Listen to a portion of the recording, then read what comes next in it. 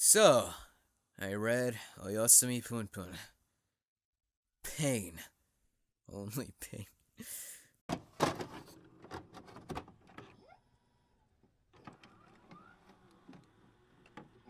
Oyasumi Punpun, or also known as Goodnight Punpun, is a coming-of-age drama slice-of-life manga, or seinen manga if you will, that was illustrated and written by Inio Asano. But before I go into how I felt about the manga and my thoughts on it in general, I want to give a quick disclaimer beforehand. I don't recommend watching this review or reading this manga if you're under the ages of 16 or 18 even, due to its heavy themes, sensual content, and such that I will list in the video right now and won't say out of my mouth because we all know how YouTube is with those guidelines. But seriously, if you're under the ages of 16 or even 18, please don't watch this or read the manga.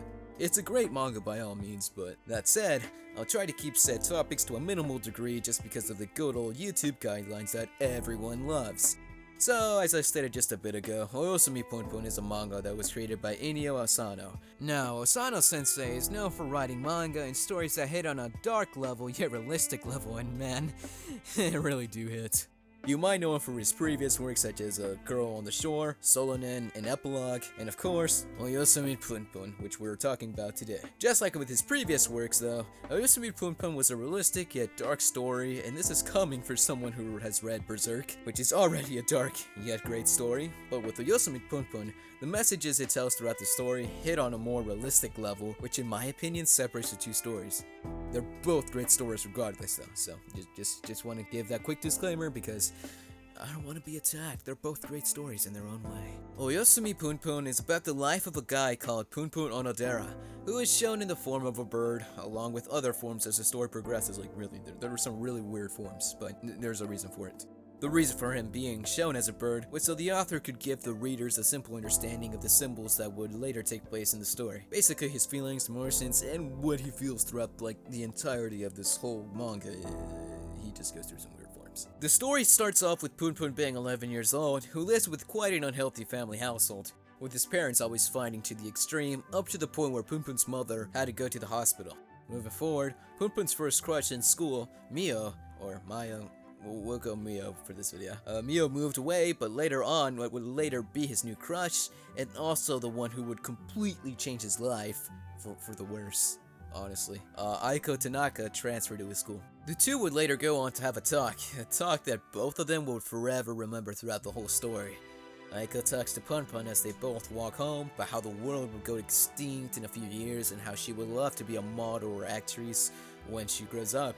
Punpun, not knowing where he was going after his walk with Aiko home, due to lying about living on the same street, ended up getting lost for a bit afterwards, and now Punpun constantly lies throughout this whole story, and it's actually one of the reasons why his life ends up getting fucked. Because he unintentionally lies, but at some points he intentionally lies, but for the most part he unintentionally lies, if that makes sense. I feel like I just got tongue twisted there.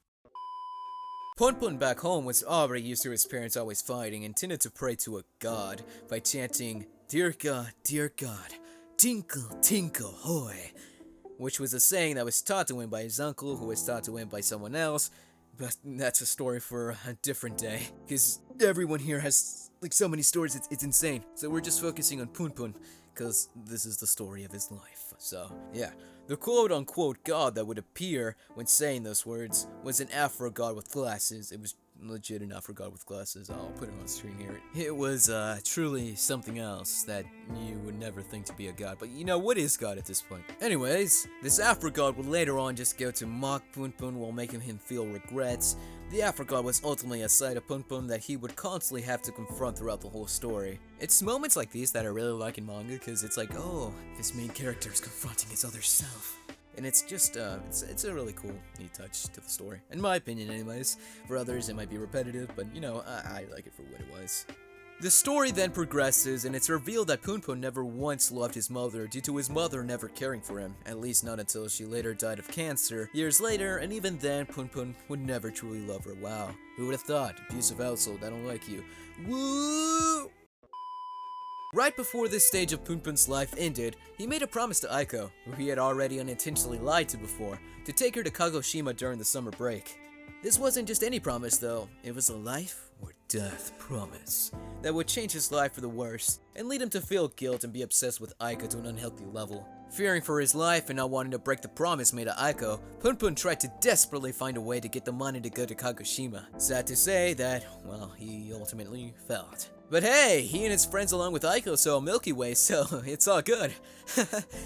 Right?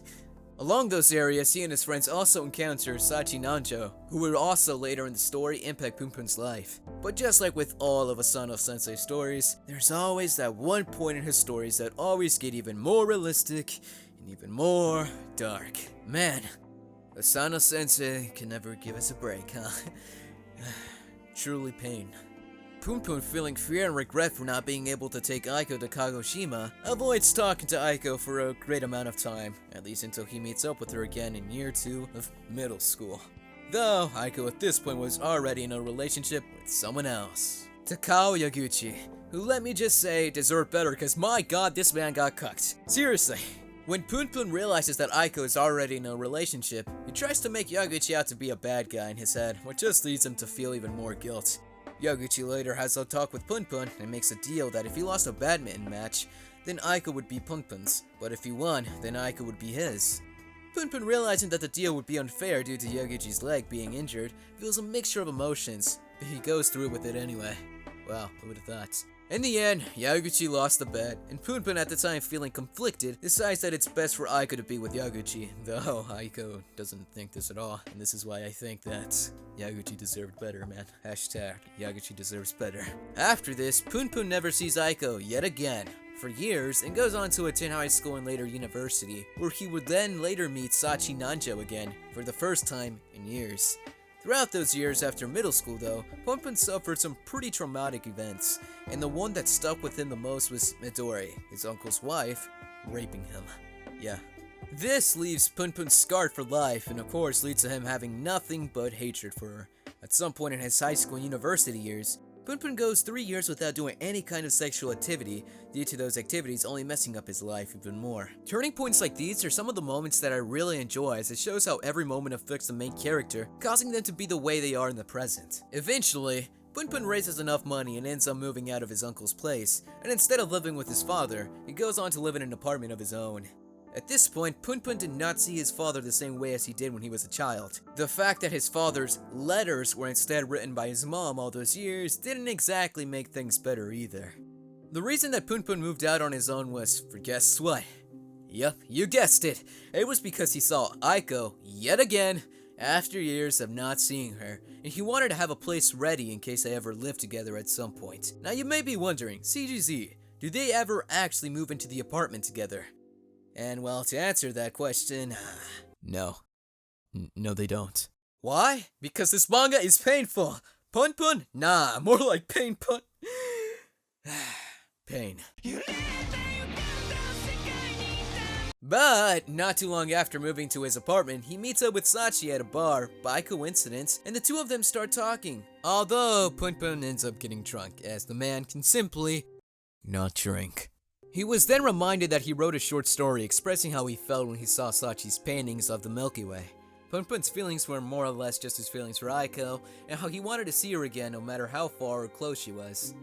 Sachi, in return, reacts by telling Punpun that his story was good and could use a couple of touch-ups here and there, and offers him to write for her, in which Punpun declines at first, but is then scolded by Sachi, stating that he should move on from his feelings regarding Aiko, and that he always gives up too easily.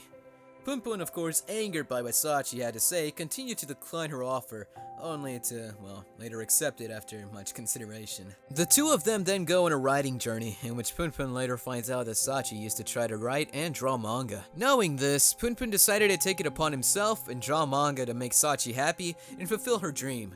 And to keep this short, the manga ended up not getting published, which in turn led to Punpun and Sachi ignoring each other for a while. My man's Punpun just can't catch a break. Like, give this man some therapy already! Where are the therapists? Of course, due to this, he ends up talking about some guy called Takahashi he's only shown for like a very, very short amount of time. And how everyone saw Takahashi as the perfect guy who played sports and, well, got the girls, as they say. This happened not too long ago after Punpun was told by Sachi herself that she was pregnant and that she was considering getting an abortion, since it wasn't Punpun's child to even begin with. Punpun agreed with Sachi and was willing to accompany her like Sachi wanted. but only for her to not need him at the main moment. Going back to how Punpun met this Takahashi guy, Punpun, no joke, turned into Takahashi the day after. Not literally, but personality-wise. He was that done with his own life that he would rather live in a facade reality. While living as his Takahashi facade, he finally encountered Aiko again, after years of not seeing her, and engaged in conversation. Throughout their conversation, Punpun maintained his Takahashi facade, which I thought was a neat touch, as it showed how Punpun was mentally. Both Aiko and Punpun lied to each other throughout their conversation, which led Punpun to think that Aiko was responsible for the way he is now. Punpun also thought that the present Aiko wasn't the one he knew back when he was 11 years old. Which I mean, of course, no one stays the same. I mean, come on now. And Punpun realizes this fact, but still resents Aiko for all the trouble he was put through after meeting her for the first time. This leads to them both having an unhealthy relationship with each other, especially since Aiko is already being abused by her mother back at home. Eventually, Punpun does apologize for never keeping his promises to Aiko, in which Aiko also apologizes in turn for lying to him throughout their conversations. The truth is, both of these characters were just not in the best of spots mentally, and it really makes you go and wonder, what would have happened if they never met? This is what I loved about Oyasumi Punpun the most. The amount of questions that the author gives you, and then in turn gives the answers to, and just leaves you wondering on what the characters could have done differently. It forces you to put yourself in said situation. Man, it's just a fantastic story, really. But anyways, after Aiko and Punpun both apologize to each other, they make a promise to each other to leave their current place and go live with each other elsewhere, as Aiko couldn't stand living with her household anymore. Yes, this promise is actually kept, and they do end up leaving their place that very moment, but this is an Asano-sensei manga, so there is no happy conclusion to this. The two of them go by Aiko's house first to tell her mother about how she's moving out with Punpun, in which her mother reacts by almost killing her if it wasn't for Punpun pushing her out of the way. What happens next? Well, to keep it short, Punpun fights back and kills Aiko's mother. Except, that's what Punpun is led to believe, but in actuality, Aiko is the one who delivered the final blow to her mother. This leaves both Punpun and Aiko in an even worse spot mentally, and decide to go and bury Aiko's mother and then escape. Throughout their time together, they were escaping the police, but Aiko was also having some feelings of loneliness and guilt, and didn't want Punpun to leave her, in which Punpun did stay with her to the very end and even protected her, but Punpun was also set on committing suicide and turning himself in to the police in place of Aiko after finding out the truth. Aiko retaliated by preventing him from considering suicide and talking him out of it. In the end, they spent their final moments together and did end up going to Kagoshima. Aiko's final wish was to be able to see the Milky Way again, and for Punpun to never forget her. Man, I'm already feeling those sad feels again while recording. But Aiko feeling fulfilled with the true Punpun and wanting Punpun to continue on living, Aiko, unfortunately, commits suicide, as it was her only true way of escaping her pain and feelings. Punpun, after waking up and seeing that Aiko has already died, then proceeded to almost kill himself as well. But Sachi managed to find him in time beforehand, and stated that she would never leave him alone again. At this point, we're now at the ending, and Punpun's probation has been lifted, and honestly, one may think this is a happy ending at first, but it's actually the worst ending, not because of the writing, but because of Punpun's conclusion. Punpun will forever be stuck in a life of misery, as he's stuck caring for Sachi's child, which isn't even his, and is unable to mourn Aiko in peace. In the end, he also had to betray Aiko's dying wish of not forgetting her, but the only way he could move forward with his life was by forgetting her. And man, the ending panels do a really good job of showing this. It's just really good. I mean, I've said that a bunch of times already, but it's good. Overall, for me personally, Oyasumi Punpun was a fantastic manga. With although being dark, it had great realistic outcomes, and the conclusion of Punpun's character was a cruel yet realistic outcome, which was a result from all of his previous choices he made throughout his life. But yeah, that's pretty much all I have to say for this summary video. Great manga, and definitely recommend checking it out for yourselves, for sure, as I did condense some stuff for YouTube guideline reasons. Anyways, if you enjoyed this video and would like for me to make more videos like these where I talk about an anime or manga series, let me know down in the comment section below. Till then, I'll see you all in the next one. Y'all take care.